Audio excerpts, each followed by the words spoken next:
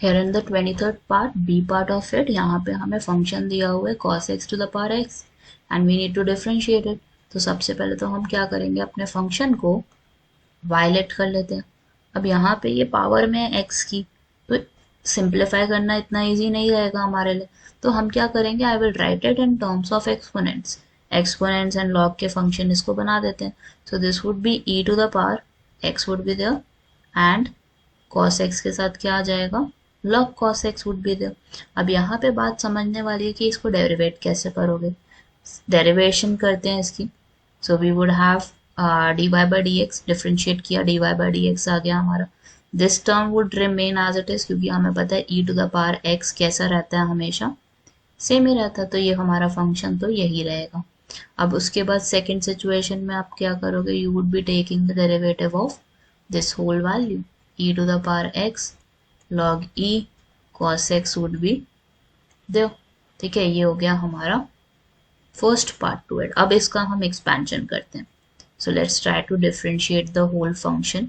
Sorry, I have written it wrong. यहाँ पे क्या आना था, मेरा ऊपर वाला पार्ट आना था पूरा हमारा. This would B x log of e cos x would be there. अब यहाँ पे अगर आप नोटिस करो तो दो फंक्शंस हैं, और दो फंक्शंस है तो इसका मतलब क्या होगा, प्रोडक्ट रूल अप्लाई हो जाएगा. So we have e to the power x log e cos x would be there.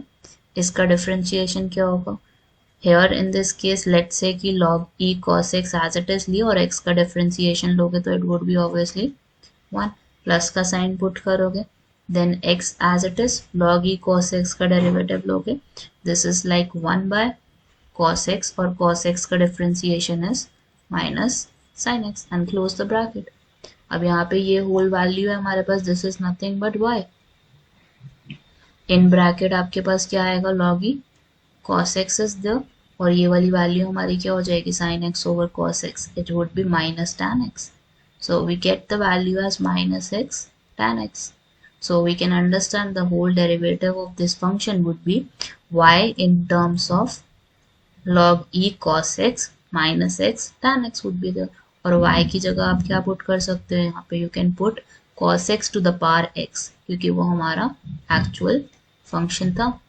So this is cos x to the power x log e cos x is there minus x tan x is there. So this is dy by dx with respect to the function given to us, which is cos x to the power x.